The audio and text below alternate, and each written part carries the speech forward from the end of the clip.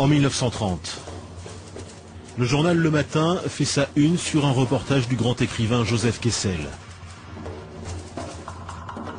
Aux confins de l'Afrique noire, Kessel a enquêté sur une pratique que l'on croyait d'un autre temps, la traite négrière. Sous ses yeux, des caravanes d'hommes, de femmes et d'enfants, épuisés, enchaînés.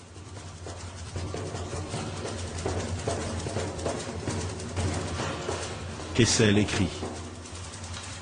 De génération en génération, les ancêtres de ces misérables avaient été radiés, enlevés, vendus.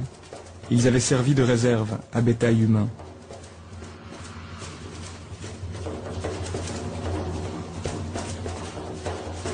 Kessel parle à des esclaves. L'une d'elles lui dit « Je ne me rappelle plus d'où je suis. Il y a très longtemps, près d'une grande forêt, un village a brûlé. Des hommes m'ont enlevé. J'ai eu beaucoup de peine à marcher loin avec eux. J'ai eu bien des maîtres, bien des enfants. Je ne me souviens plus. Les maîtres m'ont vendu, on m'a pris les enfants. » Les gardes sont des Arabes. La destination finale de leur bétail humain, l'Arabie Saoudite et le Yémen. À l'époque, les récits de Kessel fascinent l'Europe. Mais l'histoire s'oublie vite.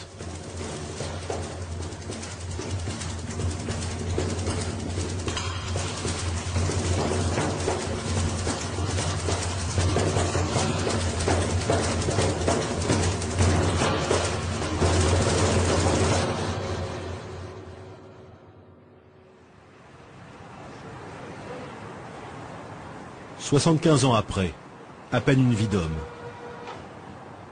À l'UNESCO, le bras armé de l'ONU pour la culture et l'histoire. La caisse de résonance de la mémoire universelle.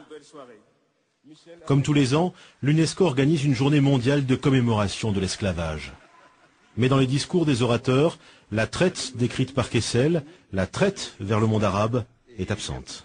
Je voudrais, au nom de l'UNESCO, vous remercier pour célébrer une des plus grandes tragédies de l'humanité, la traite négrière et l'esclavage.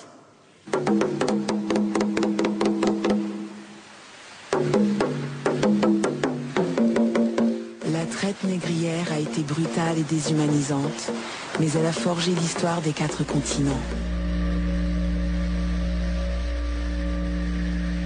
Le lieu de mémoire de cette traite transatlantique à destination des Amériques est l'île de Gorée, au large du Sénégal. Un témoignage de l'horreur visité par de nombreux touristes. Des cellules comme celle vous faisant face, réservées aux hommes, faisant chacune 2,60 m sur 2,60 m, on en mettait 15 à 20. Ils étaient assis le dos contre le mur, des chaînes les maintenant au cou et au bras. Au milieu de la chaîne où vous aviez une grosse boule que l'esclave était obligé de porter en des 2 mains de jambes. Rendez-vous compte, pendant 3 siècles et demi, et sans répit, traqués, chassés, arrachés à leur sol natal comme les racines des temps, sous la torture et l'humiliation. Comme le montre cette carte, que l'on enseigne dans les écoles, depuis la côte atlantique, pendant plus de 3 siècles et demi, 12 millions de Noirs ont été déportés vers les Amériques. Déportés par des Européens. Une traite inhumaine, dans des conditions barbares, fondées sur un racisme absolu, où les Noirs étaient considérés comme des sous-hommes.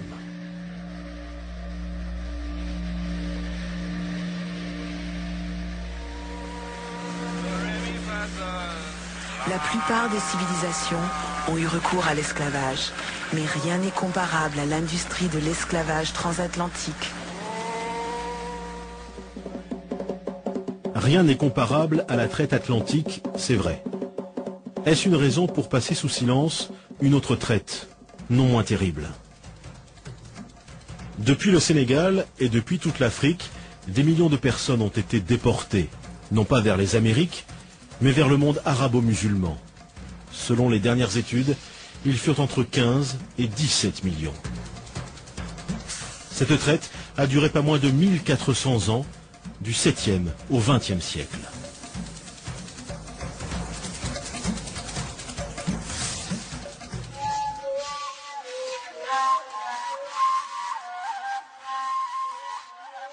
Une traite pourtant réduite à quelques légers pointillés sur la carte de l'UNESCO. Alors même que d'éminents historiens travaillent sur cette question.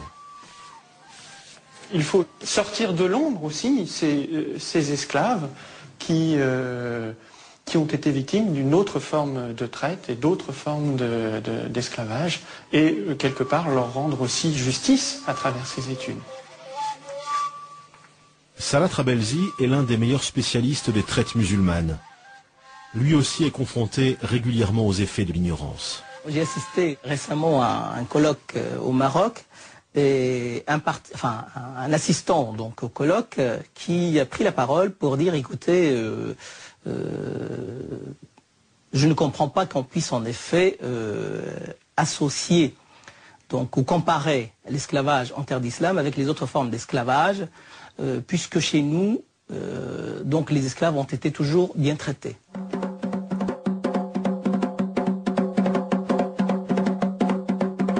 Pourquoi le monde, l'Europe, les Arabes, ont-ils voulu oublier cette histoire?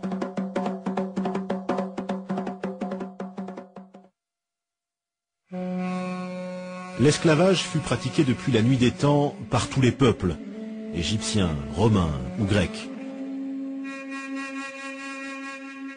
Mais alors qu'en Occident, le christianisme y met fin, le monde arabe, lui, perpétue cette tradition.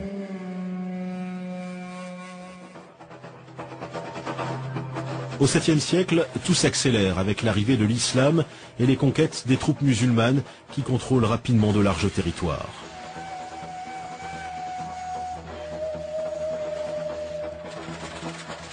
On sait que justement dès le début de l'islam, la crise ou la pénurie de main-d'œuvre était criante et que là aussi la conquête donc avait aussi comme motif, parmi les motifs de la conquête, il y avait aussi ce besoin de capturer des hommes et d'en faire des esclaves, d'en faire justement une main-d'œuvre donc susceptible d'être engagée dans les différents chantiers donc qui allaient être mis en place.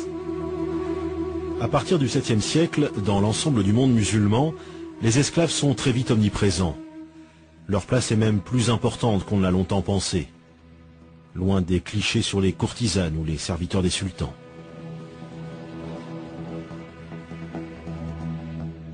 La recherche aujourd'hui montre que les effectifs d'esclaves étaient plus importants et qu'ils existaient non seulement dans les demeures bourgeoises, mais qu'ils existaient aussi dans les campagnes, et qu'ils étaient employés non seulement en tant que travailleurs domestiques, mais aussi en tant que travailleurs productifs, sans parler de l'armée, etc. Il y a parallèlement à cela une réalité terrible qui est celle des esclaves qui travaillaient dans les mines, des esclaves qui travaillaient dans les chantiers hydrauliques, des esclaves qui travaillaient dans les mines de sel.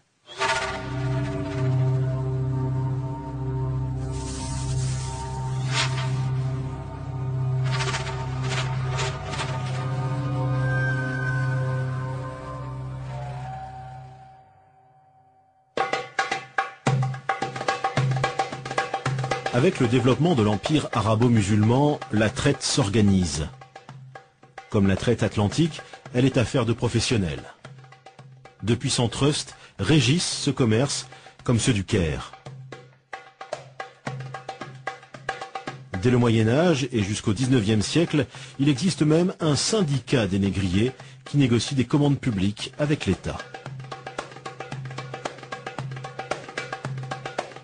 Dans un monde musulman où toute la vie est régie par la religion, l'esclavage bien sûr n'y échappe pas.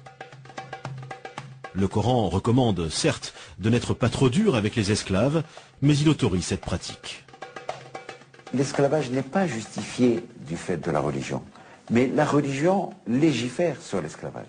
L'essentiel, c'est que c'est une société inégalitaire dans les faits, et cette inégalité est reprise dans les textes et légitimée par les textes, puisque le Coran parle en plusieurs termes des esclaves sans jamais remettre en question leur statut. Et le contraire eût été étonnant, parce qu'à l'époque, il était, dans le paradigme de l'époque, il est impossible de penser ces sociétés sans esclavage.